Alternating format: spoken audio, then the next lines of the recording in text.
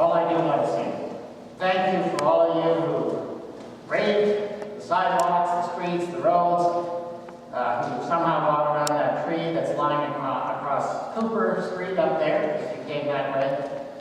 I am going to go forward with my sermon in the way that I would normally. I mean, sometimes with a smaller crowd, it's easier to do a discussion than a formal sermon. But I got my daughter back there. She's going to videotape it, and we're going to put it out there for those who, for whatever reason, didn't make it this morning. There is a story in the book of Genesis, a two-part story that is absolutely a key for understanding, in many ways, the entire Bible.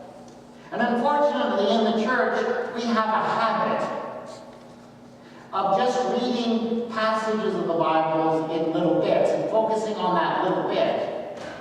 And sometimes we miss the overarching story. And so with this two-part story, we have tended to focus on each part individually and extract the truths from that. And unfortunately, we have tended to miss the overall message. The two-part story in the book of Genesis goes like this. One day, an old couple, Abraham and Sarah, are camping out in their tents at a place called Mamre. And three strangers come by. They're absolute strangers. Abraham has never seen them before, and yet he welcomes them warmly. And together with his wife Sarah, offers them hospitality and a good and excellent meal. And so the strangers eat with Abraham. And they are so pleased with the welcome and the hospitality that they have received that they begin to talk a little bit crazy. They, in fact, make to Abraham a wild, insane promise. They promise that Sarah, though she is really, really old and much too old to have a child, they promise that Sarah will get pregnant and will have a son. Now, Sarah, when she hears this ridiculous promise, reacts in the only sensible way. She laughs her head off. It is that ridiculous. And then one of the three strangers sits down and has a chat with Abraham, while the other two go off to play their role in the second part of the story. In the second part of the story, these two strangers arrive at a city called Sodom. They come to the city, they enter in, once again as complete and utter strangers. But the people of Sodom are not so open and welcoming as Abraham and Sarah were. For there is no one in all the city of Sodom who wants to welcome these two strangers. No one save one person, a man named Lot, who happens to be Abraham's nephew. Lot welcomes these two strangers, takes them home, takes them into his house, and feeds them. But the people of Sodom are so hostile towards any stranger, any visitor among them, that they break the ancient rules of hospitality. They surround Lot's house, and they demand that these strangers be put out to them so that they might rape them. This is how deeply the people of Sodom break the laws of hospitality. So that is the two-part story. It is a story about hospitality, a story about hospitality given by Abraham and Sarah, and a story of hospitality broken by the people of Sodom. But then the story gets kind of interesting. Because it turns out that these strangers, though they look ordinary, are not just ordinary strangers. In fact, they are God. They are the Lord, it says. Now, how exactly these three people are God isn't entirely clear. Are the three of them collectively God? Christians tend to like that interpretation of the story because it reminds them of the Trinity. But it could well be that it's God simply accompanied by two angels. But whatever it is entirely clear that these strange visitors, though they look ordinary, are in fact divine visitors. And the thing that makes it clear that they are divine visitors are the incredible things that happen in their wake. Both positive things and negative things. The positive thing that happens is that the promise, the ridiculous, impossible promise that is made to Sarah, comes true. And she does get pregnant, and she does have a son. And that's how Abraham and Sarah really find out that their visitors were divine. For the people of Sodom, they also experienced something divine, but it is not so pleasant. For together with its sister city of Gomorrah, the entire city is destroyed by the wrath of God. Fire and brimstone rain from heaven, destroying the city. So what we have is a story of hospitality given and rewarded, hospitality refused, and deeply punished. That is the two-part story, the overarching message. Now, by this point, you're probably asking, okay, fine, I get that, but what on earth does any of this have to do with Christmas? Well, as it turns out, everything. It has everything to do with Christmas. Because there is a story in the Gospels that has been written for us as an intentional parallel to that story in Genesis. There is, in the Gospel of Luke, another two-part story. And it is a two-part story about hospitality. Unfortunately, we've kind of missed that point because we've actually misunderstood these stories. The first part happens in the first chapter of the Gospel of Luke, when a stranger shows up at the door of a young virgin named Mary. Now, we misunderstood this part of the story, unfortunately, because of the great artists of the Christian tradition. Because, of course, this encounter between the stranger and Mary is so important that it has been drawn and painted again and again down through the centuries. And in every single picture you've ever seen of that encounter, it is absolutely clear and obvious that this stranger is in fact a divine angel. He's got the wings. He's got the halo, he's got the bright and shining robe.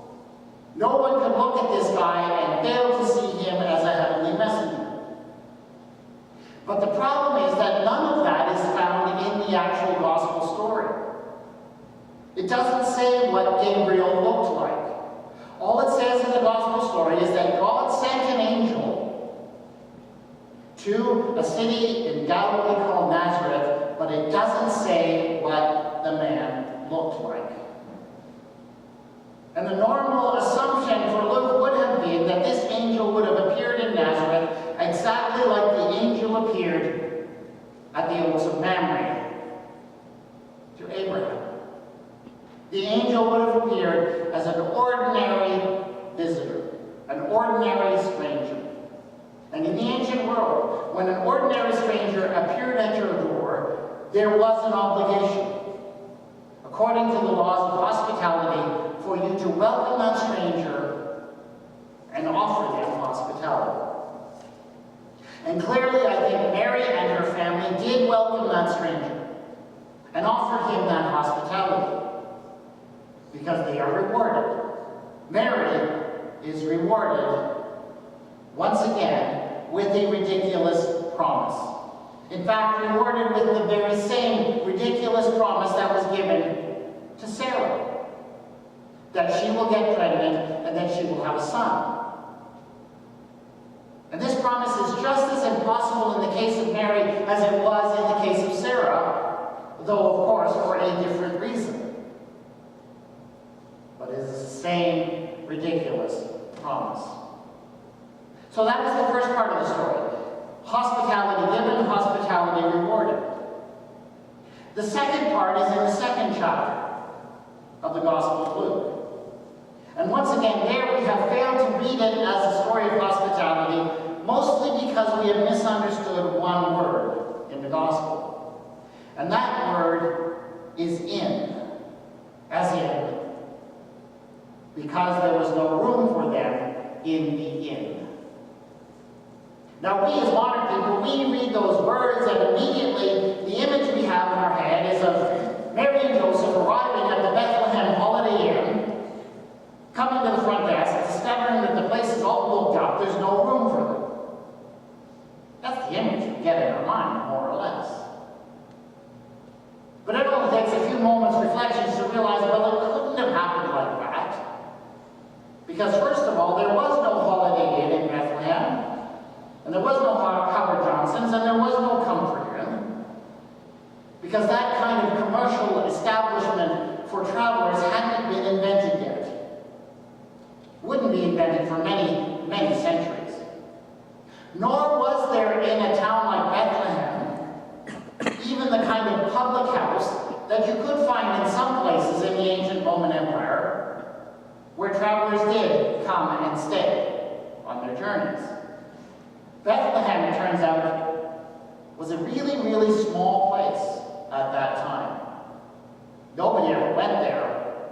There certainly was not any sort of public house. And besides, Luke in that passage doesn't actually use the word for inn or hotel or motel or anything like that. The word that Luke uses in that passage is the Greek word katalima. And the word katalima does not refer to an inn or hotel or motel.